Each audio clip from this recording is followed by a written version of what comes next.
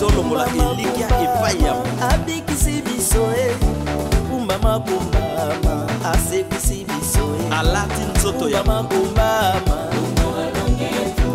talatina tozwi délivrance bambuna bakimiye kumbama kumbama bambuna basuki nani alobaki Mbote na bino bandeko balandi ya émission na biso spéciale Grand Plateau ya mokolo lelo. Topesi bino merci pour être bozalaka ebele ya kolanda biso elongona invité na biso permanent otobengi na kombo ya prophète Charles Lou. Tikete matondi ezonga epai ya nkolo mokili ya likolo na se. Na mokolo lelo tozali na ndeko na ngai confrère na ngai oyo tobo animer émission na biso mokolo lelo. Bonjour ndeko. Ah bonjour papa. Alors, Mbote Papa Charles. Mbote mon frère Daddy. Bandeko balandi tozali elongona prophète Charles Lolenge de Lobaki na mokolo lelo. Alors, Robert Damasolo par rapport à actualité à la République démocratique du Congo ndenge nini ezali pour circuler awa na mboka na biso Congo et puis ndenge nini makambo ezali vraiment kotambola na mboka na biso République démocratique du Congo. Alors, sans plus tarder, on va faire ça. Merci beaucoup na bandeko nyonso bolanda biso par rapport ya activité oyo édition ko ezala katika na émission lelo Grand Plateau esika tosanga ina ndeko na ngai Dadi par rapport ya kokutana mosali moko papa wabelaka papa Charles elombe na vengeance papa Charles elombe na vengeance boni santé mbeni mosala ya nzambe. En tout cas ndeko na ngai yango nde biso toyelaki na mokili ndenge ba misusu bayelaki koboma bato pe boza ba témoin ndenge babomaka bato pe bazoboma bino na nzala biso toyaki mosala ya kobikisa bref mosala ya vengeance eza bien pe eza kokoba voilà na mosala ya vengeance oleka kitoko tomoni mbula ebeti ebomi bato bino basali ya nzambe bozoloba ni vision ni oyo zwaki par rapport na mboka Congo. Vengeance aza ko utiliser trois forces ezali permanente force ya moto, force ya mai, pe ya mopepe.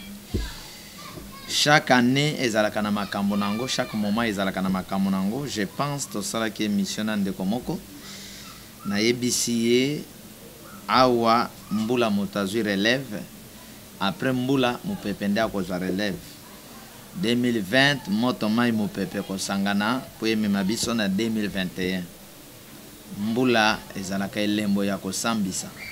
C'est un instrument, ezali arme ya jugement.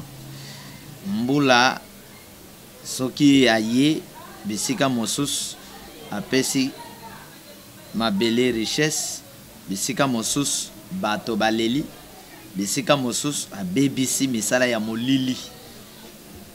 Butu moi banganga baza kotambola kosala makambo ndenge na ndenge. Mbula tango abetaka ezana misala ebele pe ya molili oyo ayebaka na kobebisa. Donc voilà, mbule beti, ba condoléances ebele na ba famille nyonso o ba kotanaki na makama. Ezali ba effet o ezali naturel, moto ko condamné côté mbula zate, sauf que faut bandeko yo ba lobby ke batambwisaka mboka bakambaka mboka politiquement, ba yeba ke mbula ezalaka mopepe ezalaka pour que tango baza ko sala banzela basala nzela malamu. Soki tozalaki na ba responsable ya solo ya peuple ba oyo bandako ekoyi bandako elingi koya te parce que ba responsable wana balinga ba mona avant que quartier bandako enuna to tongela bango bandako asika. Donc liwa ya bato wana na effet ya mbula responsabilité na ba leader politique. Toko condamné Kabila Otto Félix bango nyonso. Condamné Félix ayeka parce que la minité Kabila nazali déjà wana. Na banzi que ce qui oye kala mingi te oye kokota bato ba beta mama na yo koloba te ke bo beta ye ponga na wuti na kokoma awa. Donc lisanga liboke ya bandeko nyonso wana bazali na tort pe ba participer na minyok pe liwa ya bandeko bakofi na mbula. Voilà. Alors prophète Charles Lou, un mot pour compléter toujours ma kanisi andeko, un mot pour la autorité municipale nyonso. Oh, parce que bah mon a beaucoup plus quartier na biso ndenge baza na problème na érosion tout monde na quartier de Sangamamba na quartier de Selemba et puis commune de Selemba pardon et puis bah monga fula ba côté assez ba levolo ba kindele yango ba yebi yango. Alors prophète Charles okoloba nini pour la autorité municipale parce que bango ne faut pas ça rapport et pas exécution nationale na banzi que bandeko bazali koyeba te rôle oyo bango bazwa comme ba responsable municipal ndenge tuni comme ba gouverneur bayebi rôle na bango te bayebi kaka toza na politique chance tombe loko pamba azui poste mais koyeba rôle na ye ya ko remplir sur la terre comme responsable ya likabo wana bayebi yango te. C'est ça pasi ya population pasi ya mboka na biso yango wana kozwa mutu oya mérité te bopesa ye sika ba conséquence nango yango wana eza lokola érosion ezali fo bokunda yango bino bokezwa ba voiture babenga ketch po bokunda érosion parce que érosion kokunda po bokunda érosion il faut ba tracteur il faut ba mituka oyo et sengeli pona kokunda érosion mais bino bozwi ketch po bokekundela yango érosion tala ba conséquence. Donc passe oyo ezali parce que bazwi mutu aza ko mérité te ba pesi esika mutu azo mérité te oyo ezali kabona yete bo pesi esika mutu ana ozwa mbongo atie na poche boko souffrir nde ba conséquence yango tozali ko vivre et bisika nyonso ya passe ba passe ezokoma bisika wana bandeko baza bazwi ba poste comme ba gouverneur comme ba ministre banda nini. Donc tambolo ba Kinshasa veut dire Gombe. D'ailleurs, ata Gombe lelo. Et c'est ça le sous Gombe. Maïtia pema. Commune à Kinshasa lelo. Et c'est le sous commune à Kinshasa. Oyo ba pesa comme Kinshasa commune à Kinshasa kendo talango. Maïtia wa bazone âgé.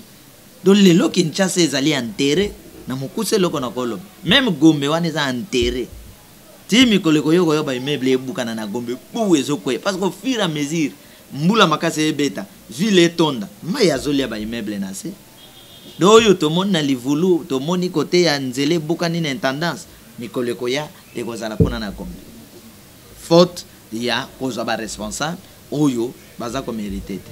Voilà tolobela bandeko balandi actualité oyo ezosala vraiment tapage makasi na niveau ya ba télévision pe na niveau ya internet ya makambo maleki na Goma tobiki na Beni, pardon, je m'excuse, tobiki bandeko na biso ya Beni baza parmi peuple oyo et souffrir ces derniers temps makasi.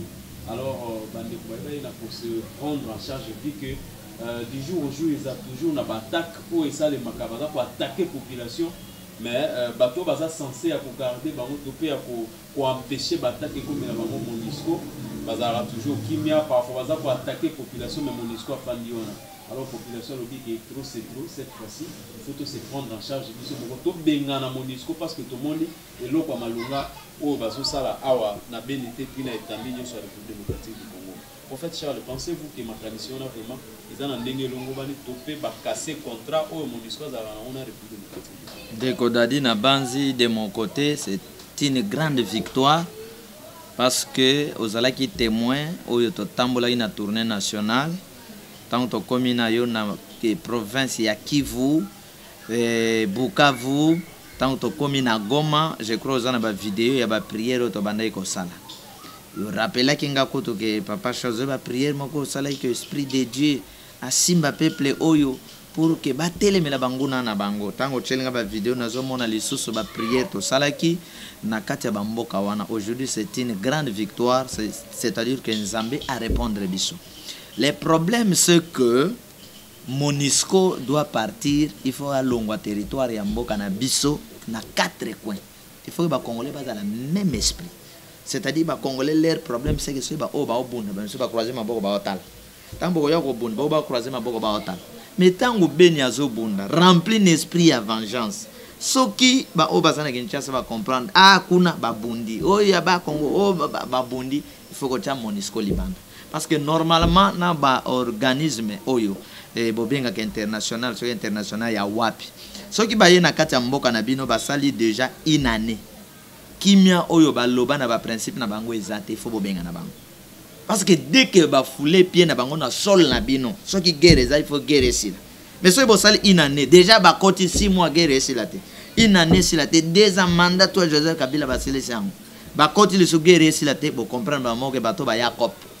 Alors il faut décider sur bango. Donc pour moi c'est une grande victoire.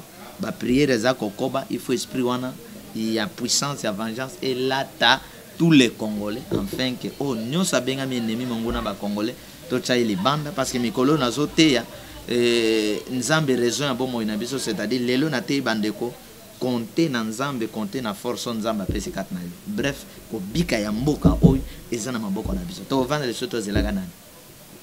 Félicitations à bandeko na biso ya ngambo wana basali mosala moko kitoko, ça prouve que balosambo na biso endima mi yokani. Voilà. Merci beaucoup pour avoir charlé. Tout le monde a les sous crash le sous au salama. To yebite.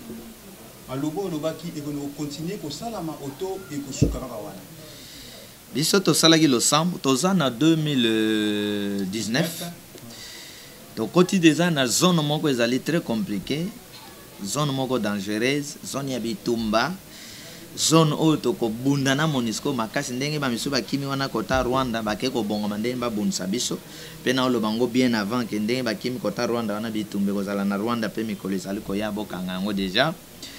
Alors toza na zone moko compliqué, biso tosala prière tolobaki avion nyonso oyo ekobomba biloko mabe contre mboka, avion wana likolo epanza yango. Toloba siko avion wana ekweki ekobomba biloko mabe. D'abord, premièrement, liwa ezalelo komoko oyo yaka mingi na bavoi ya molili likambo etali liwa na lobi soki avion wana esalaki contre Congo. Alors bon appétit akei baliwa mosusu pe ezalaka ba complot politique, ba sacrifice ebele na sena moi bako préparer coup de Salemi. Biso to senga ka nzambe na losambo na biso demander l'on vous donnera que avion nyos na ya poto ba vient utaka poto ezoya eko panzana pe wana nazola kabino eko panzana pe o maswa eko panzana o mutu eko panzana, c'est-à-dire que le sambo na biso eza biloko nyonso mutu ka ba instrument nyonso ya transport ezo zwa biloko ekotsa contre Congo, contre peuple congolais, biloko wana na mboka fo s'exploser. Donc tozana bino 2019 nde tokota 2020 pende kozala upesi mbwa na ibita kozwa to roboya 2021.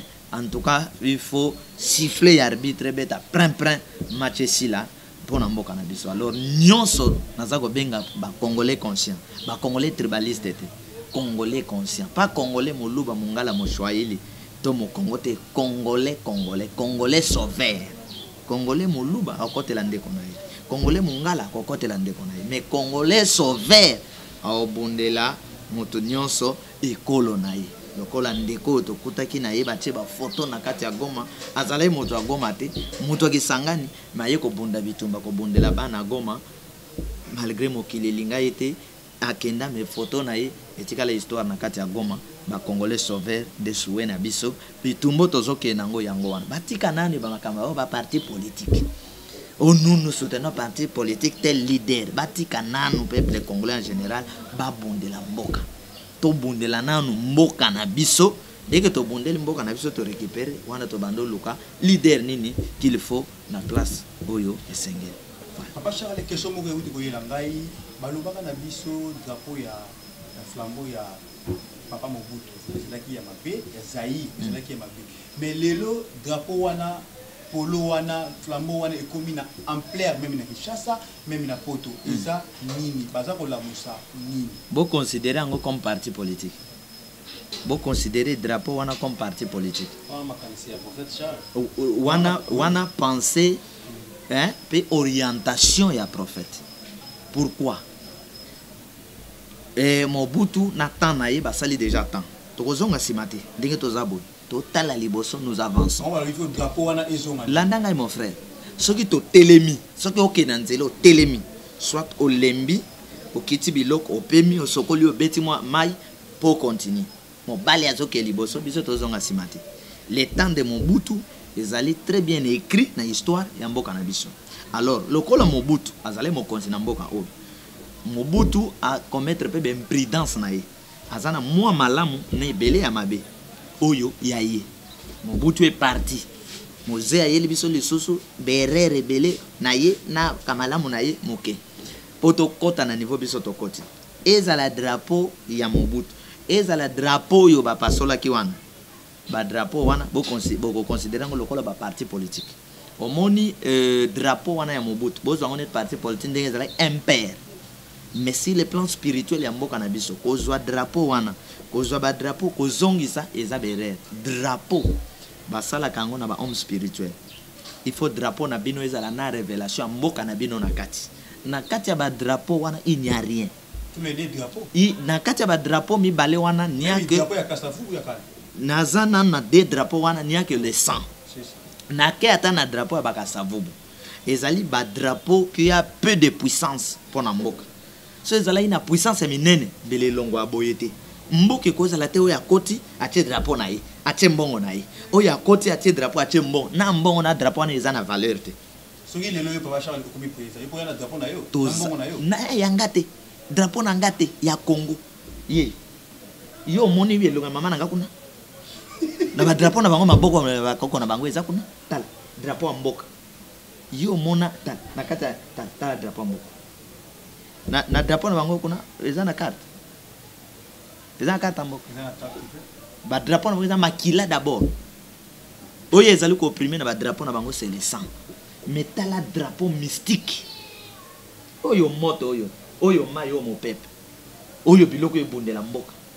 Oyo crocodile force wana reine lion wana kuna vision. Donc mwana Congo tango azobota mazoyata. Il faut mwana Congo tango ayebi histoire. Tozana na Congo belge. To comme na Société démocratique Congo. Zaïre Congo lisusu oyo. Après tokokene na Congo tout puissant. So tokene na Congo tout puissant to vandi. Mutakoya kolongola Congo tout puissant. Na biloko Congo tout puissant faut azalaka révélateur. Akoya lobby tant ya Congo tout puissant sili awa to kota na Congo mosusu. Mais pour longola Congo tout puissant. So to tel mission faut azala mobali. Parce que kombo wana Congo tout puissant. Donc bana nyonso ba bota makuna baza banani ba tout puissant, journaliste tout puissant. Quel niveau intelligent na sagesse to zala nango. Drapeau oyo yango fe kota na mbotala ndeto komi Congo tout puissant, Congo tout état tout puissant du Congo. Et simbate o simbate. République démocratique du Congo. Combien de morts? Armée koka bitumbate. Ba président ba kokati. Peuple a souffrir. Yango mboka République démocratique démocratique yango na uti na mboka nini? Biloko Karl Marx c'est ça biso. Karl Marx doit s'occuper na mboka na ye. Biso to s'occuper na mboka na biso point trait. Alors chez nous, c'est l'état tout puissant du Congo. État tout puissant du Congo, ETPC. Hein mon frère, état tout puissant du Congo. Drapeau yo félé, drapeau inspiré. Wana sans inspiration. Deuxièmement, ba drapeau wana banganga basala ki yango ba cérémonie. Tala drapeau Mobutu compter nombre makila. Tala drapeau Joseph a présenté un certain le 6 décembre 2006. Vous comprenez? Le 6 décembre 2006. Combien de 6? 6 il y a Liboso. Décembre 2006, 12 ans divisé par 2 wana ya 2. Après 6. Non 6 ça soit 2006. Et personne 666. Et ce boye bango. Si ko drapeau ya 666 et ko bik samboka. Donc bandeko yo bazui drapeau ya Mobutu ko tombola yango ya Zaïre et zali lokola ba sali créer parti politique ba tomboli parti politique no ça na drapeau na ye. Mais pour la nation toza na drapeau moko yeyo. Tango ngonga nango ko beta toche yango. Tala kuna logo wana eza logo mystique ya mboka. Kuna eza ba secret cercle wana nyonso toko expliquer yango na congolais nyonso zo ya zokol. Oza ministre, oza gouverneur, il faut passer na ko prêter serment. So trahir mboka ozu bibon ozu diarrhée sur place. Na kite ki gouverneur yango. C'est qui ndoki? Mystique. Mystique. Mais on va mystique c'est qui ndoki? Oh, mystique c'est qui ndoki wat. Toi na mystique vrai, toi na mystique ya mabe. C'est comme to ça na mutuka bien, na mutuka mabe. Mutuka mabe ya Monisco. Etambola na ba bombe na manduki. Mais est-ce que net so ngana za na mutuka na kati okota ni? Sango malam. Vous comprenez? Tozana bato malam bato mabe. Soda malam soda mabe. Président malam président mabe. Pasteur malam pasteur mabe. Voilà et là qu'on a partagé Nabino par rapport au Camboueta les drapeaux. Alors, prophète Charles, c'est avec prophète Charles que nous avons animé l'émission et à Mokolalelo. Alors, prophète Charles, ce qui au lobby au ça l'analyse qui Congo et Zotamboula malamoute à cause de manque de savoir, topé kozanga boye bien population, topé zali manque de volonté, il y a ba homme d'état au bazan ko diriger mboka na biso le démocratique. Manque ya risque. Kozanga ko risque. Mayeleza. connaissance eza nyonso toza nango mais bandeko baza prêté ya ko risquer pona ko bikisa na bwaka crime moko na lobby mourons une fois pour toutes pona ko sekwa pe une fois pour toutes na bwaka crime so na lobby risquons nous pour sauver le Congo. On de continuer à lobby, sauvons le Congo. Risquons-nous pour sauver le Congo. Or, pour au côté na parole en de continuer, sauvons le Congo. Il faut risquer. Yango Moni, les Kimbangu ont risqué. Les Moulotos ont risqué. Tout ce monde ont risqué. Pour la France, comme la France, va risquer. La Chine, pour comme la Chine, va risquer. Maintenant, biso à notre tour, les Congolais vont risquer. Bazo bunda bango na bango mutu akoya ko bundela babando bundisa yo lieba soutenir ye kinde kwa uti ko loba yango wana. Donc il faut totambola na prudence, mais nous devons risquer ce to linko bika, nous devons risquer bande kwa beni ba risquer bobanga Monisco ba signer Monisco. C'est quel esprit? Il y a grâce ou la vengeance. C'est l'esprit de grâce ou la vengeance. Ndenge bande ko ya beni ba signer Monisco na moni moko, je crois à sportif a signé soda moko ya Monisco, deux soda Monisco moko na arme braqué arme ye koto prise na omosusu beta na yo kuna masasi nenga koto yo na ye tozo bunda.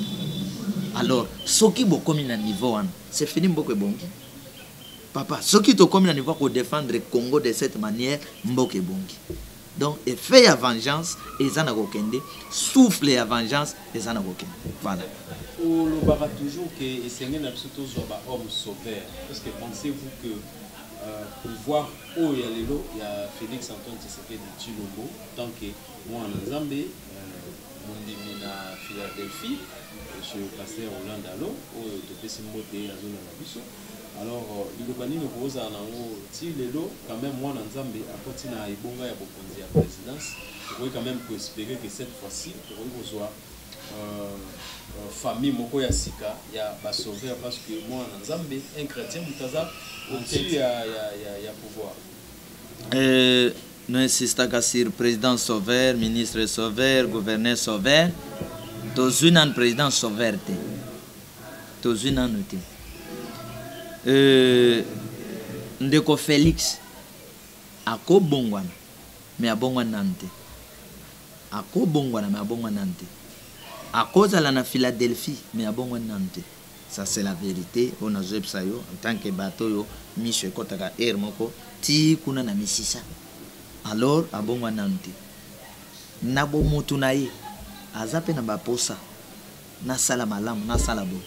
Mais basinga eza na makolo, na maboko, na panzi, na zolo partout. Ezo benda na ndenge ya kosakanate. Pacha, expliquez-moi basinga wana bien pour que bande ko comprendre. Et basinga wana eza nani ya bendi singa nani akangi singa. FCC akangi singa mibale na makolo. Kashi na ye moko akangi singa mibale na maboko. Rwanda che singa na kingo. Ba français ba che ba eto awa na panzi. Ba américain ba kangi kacha Chris Benoit. Chris Benoit. Bakangi kacha Chris Benoit. C'est là où il y a les problèmes. Vous comprenez? La mouka c'est quoi bakangi scotch. Ah. Dans le niveau de problème ça. Et nyonso wana. Soki mwana mobali. Akuta na ba sauver tes apasi. Ezana bitumba esprit de mort. Ezana bitumba ya longwa to banda dialogue. Oyo eza ba plan, eza na monde ya banguna moka na biso. Ndeko na ngai la vie spirituelle kozala chrétien eza étape. Eza étape mais eza se. Il faut que longwa kozala chrétien, ou comme enfant de Dieu, ou comme élu de Dieu, ou comme sauveur. Sauveur eza étape ya suka. Vous comprenez? Yango mona ya de ba Christo. Sorcier, aventurier, tout ce monde les lobes dans la politique. C'est pas Christ, il y a catholique, il y a mission, il y a réveil, bah musulman, tout ce monde bazan na kati. Ce bokeka ke baza ba Christ. Papa nanga marini azaina. Papa na biso godem poyo azana.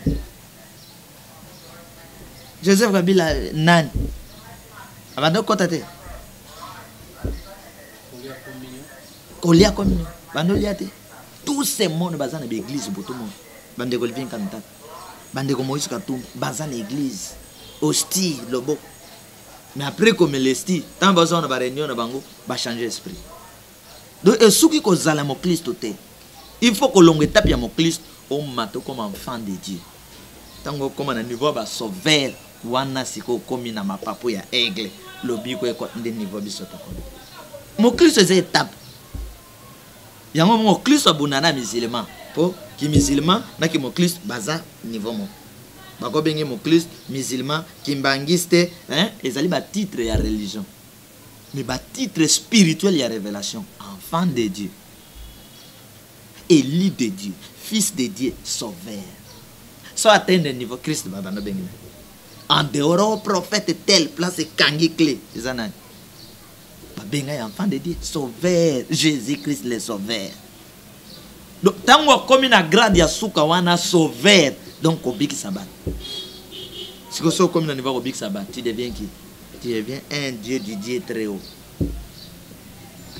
ce que le que mon Christ papa na biso marmi mon Christ révérend asimbi Sénat mais Sénat na ubango bazala ita l'état ya mboka papa na biso yo azali maison chef de civil de chef de l'état révérend Théodore chef ya maison civile police ezo ke beta manduki na église papa zo na be mission zo soutenir wana mo Christ nani oyo mosusu nazo koma papa oza pressé nkini si place benda na liana yako ko ya wana na bani na ngoyi moloni révérend ngoyi moloni bible na maboko méthodiste ya ofele mo Christ na seni boyebi ba resultat ndeko abe malo bisika za kuna na bolo ya molimo mon Kristo alala pongi to na boloko ya molimo te na monde spirituel ba boloko ezala ndeko tango bazo boya na se na moyi ko sala mbeba o na loba attention na ba péché international national et international nos frères ont commis des péchés national et international péché national international et bomisaka mboka mobim solo ngwe mokili kuno ko lekate bakimbango bako bendo vanda pia ko lekate don mutu na mutu azwa position ya ko bikisa mboka na biso.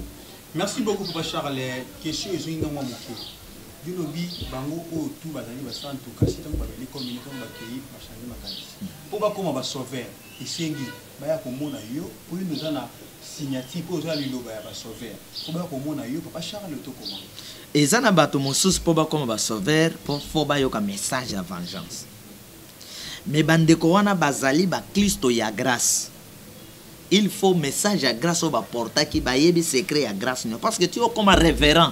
C'est-à-dire tu as fait des études bibliques aux la Bible. Au moins que la ta ne fils que Bible na maboko. Ça peut t'aider dans ba principe biblique au comme musique. Mais ça na bato na temps ya poto za na troisième temps ya vengeance. Pour comme sauver faut la maté ya vengeance on dit mayango. Et kota kat ne révolter yo et kata basinga et personne indépendance. Yango moni bato mosusu azwi bokonzi aolinga kotambusa biso na ndenga grâce. Grâce eza ndenga kala. Ba américain batambusa ba ndenga grâce te. So ba américain ando tambusa biso na ndenga grâce. Batika Ben Laden. Batika ba terroriste parce que grâce à le Bible betio na gauche, beta na droite. Le monde d'aujourd'hui zo tambola na temps ya vengeance. Félicitations na bana boni. Félicitations. Do bazali bana vengeance onazo tia lobo. Ekoba ataba mbata monisco wana bakeli susko bonga makuna basika baza baya to beta ba to beta to na yebike bakeko se préparer pour basa la retour to beta ba voilà mon frère et loko motu yana ko yebso yango wana bo sauter niveau bo tika na te mon Christ musulman bo sauter niveau bo kota na niveau ya ba sauveur sika ya suka wana kuna siko bato babana lola Élie sauveur, Élisée sauveur, Kimban sauveur, Moulot sauveur, niveau ya ba sauveur. Tala mate ya sauveur so yoki yango. Il faut yo kondire ba okotso biloko kokotsa na kati ya nzoto. Ba ol pikola yo biloko mosusu ma yanzi pikwama. Oyo kaneta ba osokolo na manuka, oyo ka fraîcheur. Hein? mais c'est comme ça ndeko dadi ok tu peux mater à bonne prière boyo lembi pe do molunge les deux yeux mais on va no capo c'est plus sabat sinon ko bima na yo ken mais mater net ya vengeance yo vandi wana yo ko tellement deni ok c'est difficile mater à lokola oba invité biso na l'église pour nani d'abord les responsables de ces églises sont des fanatiques des hommes politiques alde babanga kabaya okanga bango église il faut féliciter bandeko baya ko prier na papa Charles il faut les féliciter c'est comme les disciples qui ont prié avec Christ à l'époque yango zo mona même yo mona Christ ba pesa invitation ya côté en église il allait lui-même à côté naye celui de beza à côté alors de mikolo yo moninga pe na keka na catholique wana na côté na matina cher oyo boya ko filmer muteite balingite bato bakota bate pourquoi ba comme ça l'église ya individu est-ce que l'église est individu c'est ça le problème pour les allégrants c'est pourquoi na lobby na Congo tout puissant to ko casser système l'église ya pasteur tel église ko koma ya nkolo pe ya mboka l'état muto ko organiser na stade de martyr campagne aligné ba pasteur ba koteya ba pasteur ba psd ya prier ndenge ko zala na thème aligné ba prophète ba pasteur ba koteya et na maté ya mboke ko zanga na katite ba invité ba to ba yi non ce qui l'état zu relève l'église non soit netika la pamba parce que l'état muto ko ko futa ba homme de Dieu ba pasteur ba nganza mi église na bango asimiki si amvoter ba to ba yi akomo zombong alors a sala n'importe quoi. Maintenant, or un homme de Dieu, un homme de Dieu pour la nation, médecin pour la nation. Comment ozalana yayo? Église comme yayo, bandimi ba comme yayo. Yango zo mona que même chose en eloko ya ko sunga bandimi wana, non, bandimi ba comme ya ba parti pris. Alors comment on pasteur ofinga, pasteur mosus na 4 églises, bandimi ni ba obeta maboko. Or les âmes de Dieu. Tala place église de Pengui, place église de Baby. Na Congo tout puissant. Église kozala église ya mboka donc l'état ba sauver ba décider une église telle to aligner ba sali yo kende côté ya wana yo kende côté tina catholique to yebi que celui-ci c'est un homme de Dieu un prophète de Dieu lelo yo mto côté na Notre-Dame makamka ya cardinal te je te dis parce que non comme église a cause na to ba maté na ye ya ko flatter lelo pendant na centenaire motazote un tel homme de Dieu tel to pesi baptême pour mater ya non pas côté yaka il faut et la musaka peuple azala debout sur le plan spirituel politique scientifique tous organiser ba séminaire spirituel politique scientifique pour un Congo tout puissant na banzi ba bêtise nyos bo somo na église na ba parti politique wapi aussi là wana ba penser ya Congo tout puissant peuple congolais article toujours kozala peuple moko boya kozala na sima ya bato o ba escroquer bango pendant des années bato ba escroquer bango za banani za ba homme politique voire même les hommes de Dieu aussi ah oui mais tolingi seulement esprit ya kozala biso toza bato ya intel biso bato ya mukuna biso bato ya mutombo biso bato ya bakomba ngo pezo la na rezo kokana mukuna mutombo lisusu donc bakombo alors na côté politique même biso bato ya SID biso bato ya MLC biso bato ya IDPS INC et tout consort Palou alors Palou bon écoutez bon je pensais peut-être que Palou écoute déjà alors au lieu que tous à la bato pour la soutenir vision ya malamu tous à la bato pour soutenir tout peut ko combattre pour l'intérêt ya Congo mais les Congolais ba combattre derrière un individu pour le lobby à trahir. Papa Charles Lelo, un conseil pour le peuple congolais naïf. Mais peuple congolais a l'ingo yo kelanga ite. Ndambo bazo yo kelanga. Mingi ba o bazali bandamboka. Bazo yo kelanga. Mais belé ya ba congolais ba lingo yo kate. Non, c'est un exemple simple. J'avais des amis pasteurs Baluba. Ça c'est un exemple. Mbokatel, Poto, Wapi. On collaborait très bien. Et ces gens étaient parmi les gens qui critiquaient pouvoir et Kabila du 1er au 30. Dès que Kabila sali mariage na Ndeko Félix, Batouana Nyons va commis pour Kabila na Félix. Est-ce que ces gens priaient Dieu? le péché de Félix est bien. Le péché de Kabila est péché. Au lieu qu'il reste des hommes de Dieu. Yepsanga. Donc, de Nazaboye, Kabila yo zamabe, yo Kabila yo mobon. Alors, parce que ndekonanga, na bandundo azibo konzi, allez, na Kabila, yazoliaka na Kabila, après na lebité, ndeko, et comme mon sang. Là, nous combattons pour les pays, ou bien pour ma poche. Alors, so il lobby baby, au moins bazongi, ba combattre na nzambe. Ba komi ko telemela. Te na plan nzambe bosi bolongwe. Yango moni nzamba za mayele. Ce mutolo baloba je suis dédié à côté devant un fait accompli pour battre réellement ce que ça y est. Voilà, nous avons un grand problème dans bâton église. Mais bon, quand moi parce que tant yango eleki to komi na tant mosusu. Tant que toko oyo ya kote ya nkolo na kati église, ya kote ya mboka na kati église. Est-ce yo kala yo te ya mboka na kati église? Hein? Ba pasteur, papa, ba pasteur, ba chrétien, ba yebi histoire nyonso ya France. Na ba o ba koma na France te ba yebi histoire na France. Mais histoire ya mboka na bango ba yebi te. Ba géographe na biso ba yebi ba rivière nyonso eza na monde na France ba koma te. Ba rivière na biso ba ya biso ba yebi yango te. Ba province na biso ba yebi yango te. Tant mosusu lelo quand même to kozala na yebi te so parmi les 2, 3 ou les premiers ou les 7 premiers o ba sali tour ya Congo pona ke prier kaka to yeto prier to ke sans kozwe loko. Teke to ke campagne pona soka ba ko cho offrande non. Toke na yo, to prier, toke Équateur, to prier, sans cause de l'eau, si to baloki to zongi. C'est-à-dire, ce qui to yebi histoire ya mboka te. Ce qui to lingi mboka na bisote. Comment to ke linga France? Nga na osala ngote. Mboka nanga, yango ba mboka mosusu. Bo France linga France, na koleka ba mboka mosusu. Eza nzambe moto asali yango ndenge wana. Eza un été, tribalisme était mais mboka na biso. Na première position.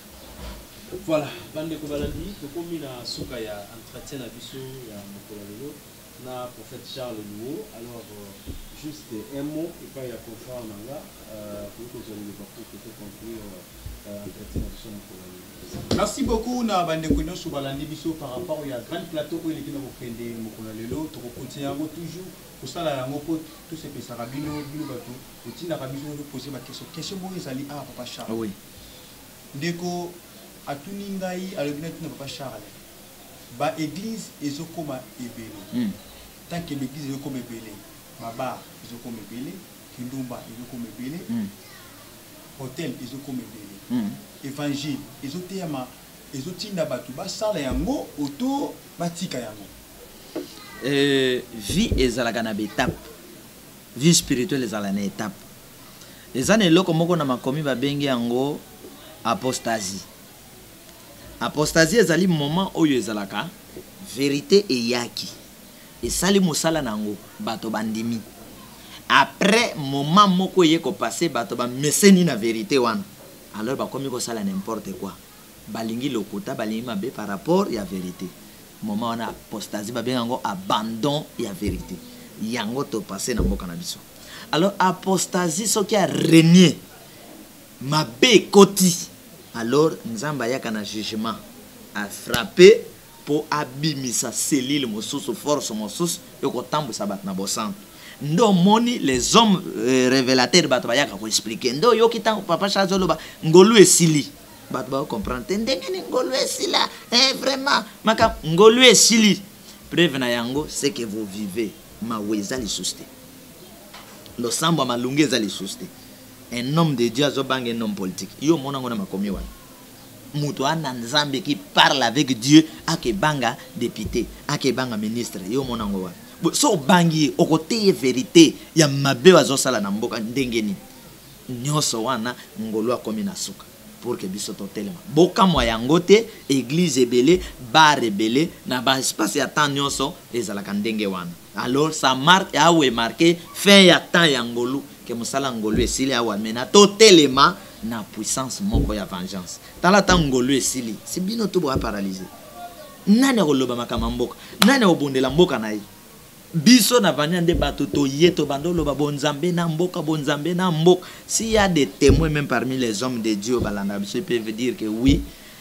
S'il y a un homme de Dieu qui prêchait bonzambe na mboka tina kati ya mangomba eza papa Charles Lo ba o témoigner mais comme to linga na gate nani ako témoigner voilà eloko na koki koyebisa yo eza réel tant wana il faut ebeta mbindo wana ekoti pour que nzambe ajige mokili pe nzambe asala makambo asika oazoya na biso na vengeance o toza ko créer nyonso Congo tout puissant Congo tout puissant. Je pense que boke na nzela tala ko baloka te otala na Sodome koma libanga mungu ne toza tokende vers les nouveaux drapeaux tota la simati soki to telemi soki to kanisi na sima totala ba passion ba pesi biso ba pasi ba belge ba pesi biso ba pasi to mona tanga kasapu ba pasi to mona tanga mobu ba pasi ya musée to yo kozana ebele oyo ya ndeko kabani to sangsana oyo ya soto moton nde et pesa biso puissance force ya ko créer un état fort pour que basa kana lisoso na biso lobité. Voilà. Merci beaucoup bandeko balandi kasi avant que tout kabwana prophète Charles motuna ya suka prophète Charles à quand sortie officielle ya parti politique là et puis soki parti politique nao déjà au bandi ko implanter yango na ba province nyonso dans 2 ans ou 3 ans tu recommences déjà dans le mouvement ya makonomi yo ko salier na cash ko salier na la en tout cas ndeko na banzi ko kanisa te ke ezali esengo ya koloba cash ndipo balobi cash na mona honnête cash mbongo yo ba cash ou bien FCC non to créer to sali na ko créer force oyo to bengi parti pour permettre les enfants de Dieu ba régner. D'abord ce n'est pas pour papa Charles comme asoyi nan non. Les anzela na pasoli pour aider les enfants de Dieu ba régner et pour sauver le Congo. Na yebi ke bato ba bongwana kasha bongwani FCC bongwani na banzu ke biso to yeko sala te bitumba ya ba kote la biso to yeli bitumba na te to yete bitumba ba kote la biso to yeli bitumba to beta soki oko ya iyo yaka biso so yito ye pa no poto ya ozwani po bato ba ye bazwini ba pharisien ba bande pa Yesu po Yesu ayena mo pepe asika bon Yesu alongwa abando ke le sang ba pharisien qui sont expirés Yesu sanga lelo c'est OK pa ya cash to ozwani ne pande ko vital yep sanga penda de ko vital opesa bisoni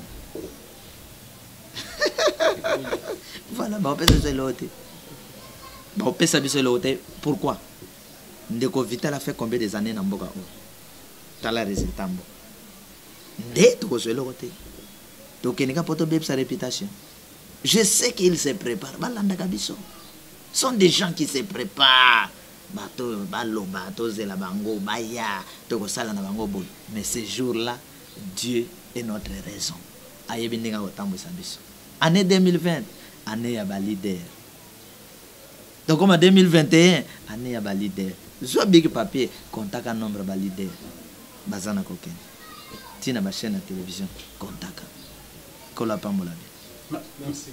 Merci beaucoup na balandi ba dekonos balandi biso merci beaucoup de préciser mbote la présence na bino ndenge balandi biso to ko sepela malamu ba numéro na biso zawana beaucoup mais la biso ba question o to go to fa ya elombe ya vengeance papa Charles de komina suka elongo ni ya suru ko luko ko pesa pe numéro ya téléphone na bandeko oyo balandi yo première fois mbala oyo na grand plateau 00243 89 83 77 536 89 83 77 536 les prophètes oyaye na message sur les plans spirituels, politiques, scientifiques pour un Congo tout puissant, pour un monde tout puissant, apesi bino bambote et l'ombe abattre la bino abonde la bino, soutenir cette œuvre, totambola et longo pour na kobikisa mboka na biso. Tout ce que papa Charles azosala pour la gloire de cet esprit grand créateur oya kelibiso pe pour na kobika ya Congo et surtout ya descendant na biso tozala bato awa na senamo leader nyons oyo asi asali bambula na mboka oyo omoni solution te tikaye abandonné soki abongwani tokoyeb soki ya bongwani ndako travailler na biso to abandonner na ba leader ko basali bambula mboka ezaka les mêmes alors to abandonner bango to kotana na vie ya sika to bundelongo na bandeko na biso ya Beni to tya mungu na libanda to renier na kati ya mabele na biso na banzi ekozala esengo bandeko bolandi biso elombe apambola bino ata bino bokolinga ngate mais nkolo na nga kaka abomba batela yo poza congolais poza africain poza ndeko na ngai merci ndeko Dadi et merci mon frère. Merci Bandeko Balandi, comme il a souka émission de Somme Polarizo. Un grand merci à vous, très chers amis internautes, très chers amis téléspectateurs.